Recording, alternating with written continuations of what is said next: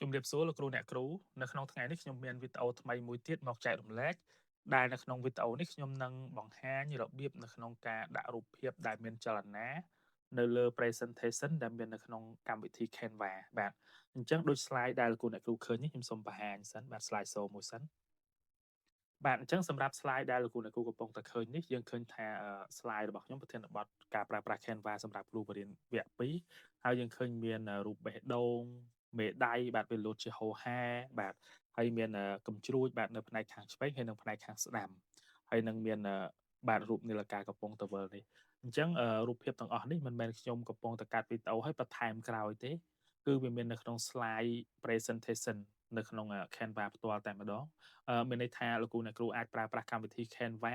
សម្រាប់ផលិត slide ឲ្យមានភាពទាក់ទាញជាងមុនតាមរយៈការបញ្ចូលរូបភាពដែលមានចលនាបាទ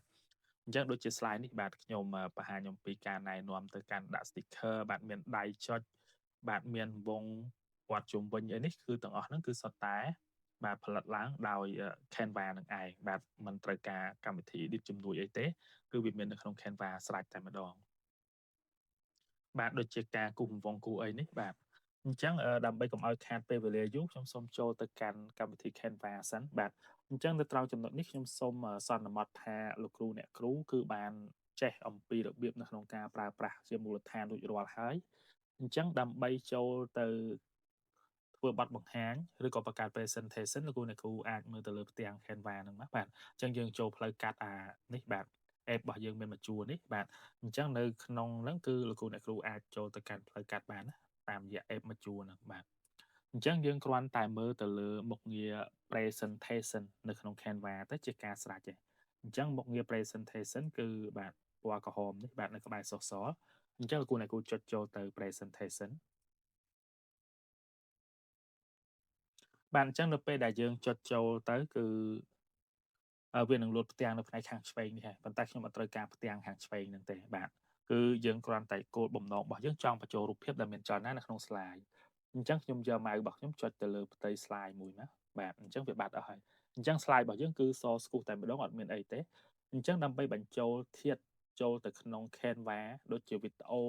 ដូចជារូបភាពប្រសិនបើលោកគ្រូអ្នកគ្រូបានទស្សនាវីដេអូខ្ញុំពីមុនប្រហែលជាដឹងហើយបាទ ចឹងលោកគ្រូអ្នកគ្រូដឹងទេថាយើងចង់បញ្ចូលអីមួយនៅក្នុងកម្មវិធី Canva ដោយផ្ទាល់យើងគួរតែបញ្ចូលនៅកន្លែងណា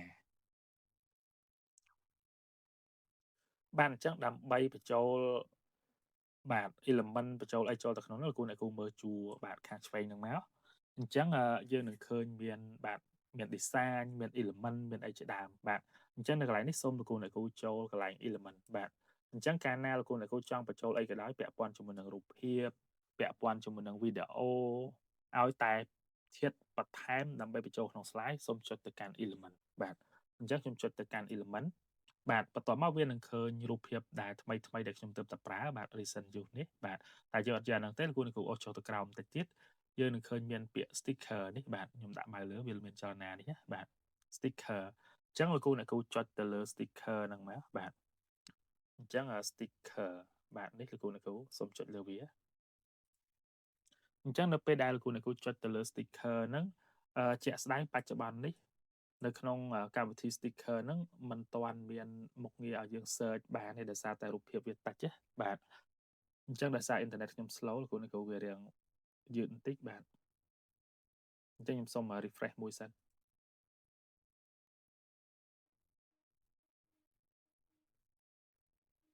បាទអញ្ចឹងខ្ញុំសូមចុចទៅកាន់ element ដដែលហើយខ្ញុំយកពាក្យថា sticker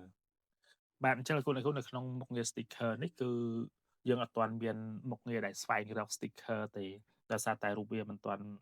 ច្រើនណាប៉ុន្តែវាដាក់ជា category ឲ្យយើងបាទអញ្ចឹងលោកគ្រូអ្នកគ្រូអាចពិនិត្យមើលទៅលើបណ្ដុំដែលវាបានផ្ដល់ឲ្យដូចជា magic recommendation មុខងារនេះគឺ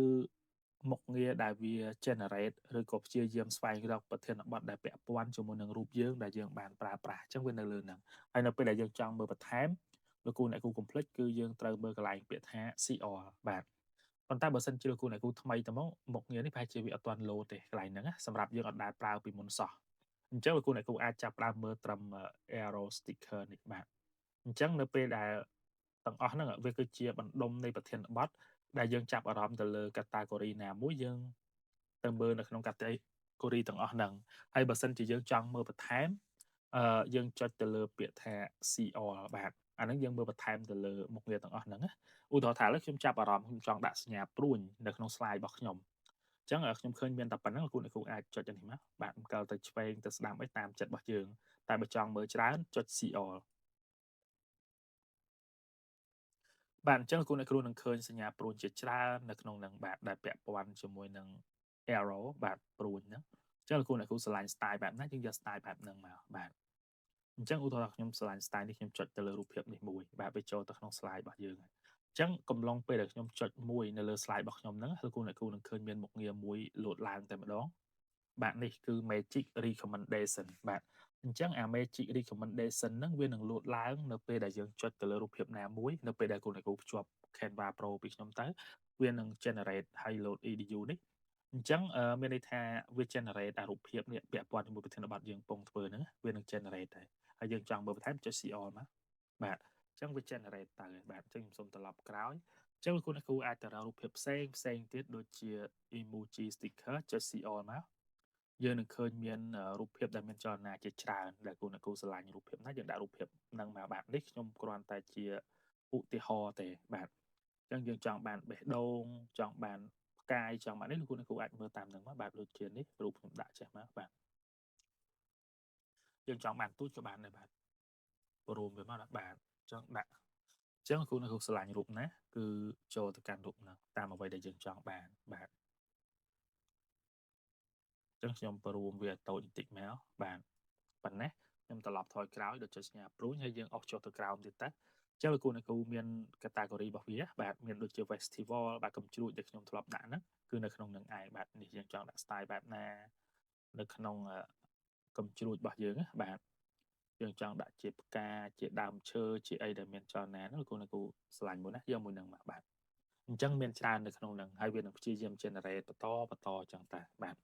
ហើយនៅពេលដែលយើងអុសចុះទៅក្រោមបំផុតគឺវានឹងឃើញមាន trending បាទ trending នេះគឺមានន័យថាអារូបភាពឬក៏ sticker ដែលគេពេញនិយមមានន័យថាអ្នកប្រើ Canva ទូទៅគាត់តែងតែប្រើអញ្ចឹងនៅពេលដែលគេប្រើរូបភាព sticker នឹងច្រើនវាលោតនៅក្នុង trending ហ្នឹងហើយអញ្ចឹងយើងអាចទៅមើលថាអូតើគេ